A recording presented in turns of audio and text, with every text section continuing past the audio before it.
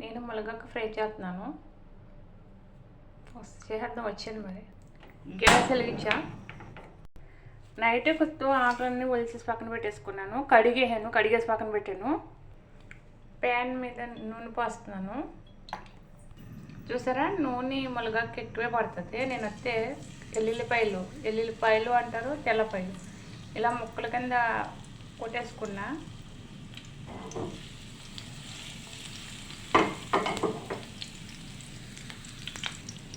ఒక్క స్పూన్ మినపప్పు, అర స్పూన్ జీలకర్ర, అర స్పూన్ ఆవాలు, 1 స్పూన్ శనగపప్పు వేసాను. కరివేపాకు, ఉల్లిపాయలు ఇలా పొడవుగా కోసుకున్నా. ఉల్లిపాయలు ఇలా పొడవుగా కోసా.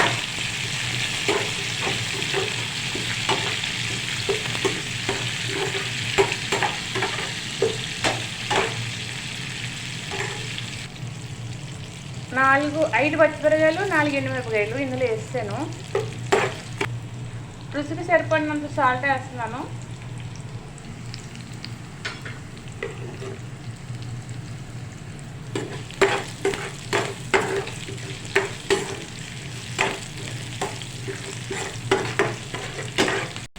నేను అదే తగినంత పసుపు వేసుకుంటున్నా.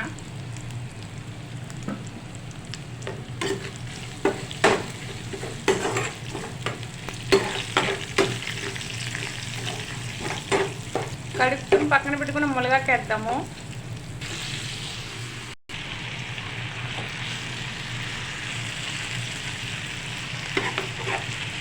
పైకి కింద తిప్పేసాము.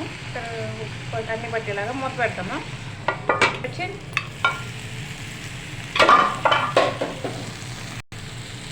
చూసారా, మనం వేసిన నూనె లాగేసింది. వాటర్ ఆటోమేటిక్గా వాటర్ కూడా ఉంది.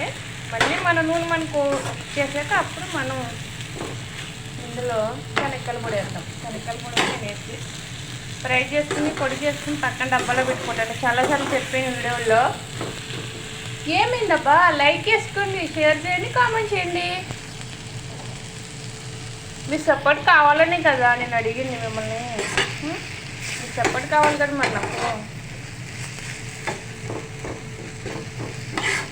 ఒకప్పుడు నాకు అసలు సంబంధించిన వంట చేసుకుంటమే రాదు, టీ పెడతాం కూడా రాదు. ఈ ములగాకు ఫ్రై చేద్దామంటే ఏంటబ్బా ములగాకు కూడా తింటారా అన్న ఫీలింగ్ నాకు వచ్చింది. అంటే మాది వెస్ట్ గోదావరి, అంటే అమ్మ వాళ్ళది ఆ సైడే, నానమ్మంది ఆ సైడే. నా చిన్నప్పటి నుంచి నాకు తెలిసింది ఏంటి, ఆషాఢం వస్తే ములగాకు పప్పు శనగపిండి వండుతారు. ప్రతి ఆషాఢానికి అది తినాలి అనేవారు. తర్వాత కోవిడ్కి వచ్చాక నాకు రాయచోటు, రాజంపేట, కడప సైడ్ ఇక్కడ చేస్తున్నారు. వాళ్ళు ఎక్కువ ఇదే వండేవారు. తర్వాత నేను ట్రై చేసా. ఒకసారి ఎగిరిపోయింది, గోవింద అనుకున్నా.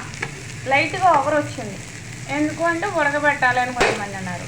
కానీ ఉప్పు నూనె ఉడకబెట్టకుండా నేను ఇప్పుడు చాలా మునగా వండుతున్నా.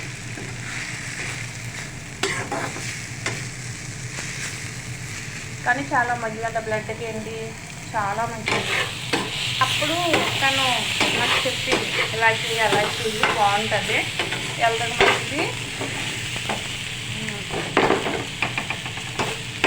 మనకు అలవాటు లేనుకుంటే మనం తినలేం కదా. ఇప్పుడైతే ఇది అలవాటు అయిపోయింది. మొన్న ఒకసారి ఒక వెరైటీగా చేస్తే ఇప్పుడు చేస్తున్నాను చూడండి. నేను అయితే ఏం శనగకాయలు వేపేసుకుని దాంట్లో పొట్టు తీసేసి ఎండు మిరగలు కూడా వేసి ఇలా పొడిని చేసుకుని పక్కన పెట్టుకుంటా. 2 స్పూన్లు వేసాను నేను, చాలు నాకు.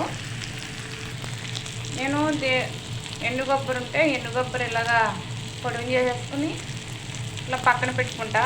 నేను ఒక 1/2 స్పూన్ వేసాను, చూస్తున్నారు కదా మీరు.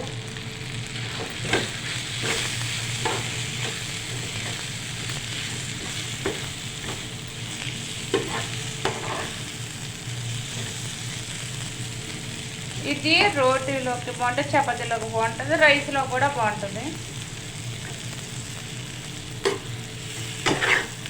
యమ్మీగా ఉంటుంది, ఆరోగ్యంగా ఉంటుంది. ట్రై చేయండి, షేర్ చేయండి, కామెంట్ చేయండి. షేర్ చేయండి మర్చిపోకుండా, లైక్ కొట్టుకోండి. మీ లైక్ నాకు ఎప్పుడు కావాలి కదా ఫ్రెండ్స్.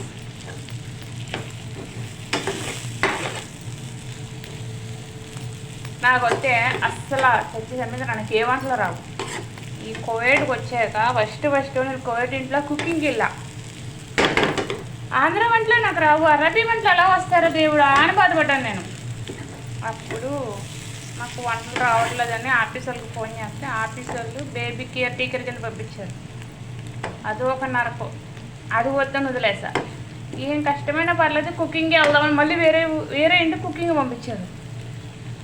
ఏం చెప్తాంలో చాలా కష్టాలు పడి ఈ గారికి ఇలా నిలబడ్డా. కానీ ఇప్పుడు వస్తే నేను పనిచేసినలో నాకు ఫోన్ కూడా ఇవ్వలేదు మా మేడం.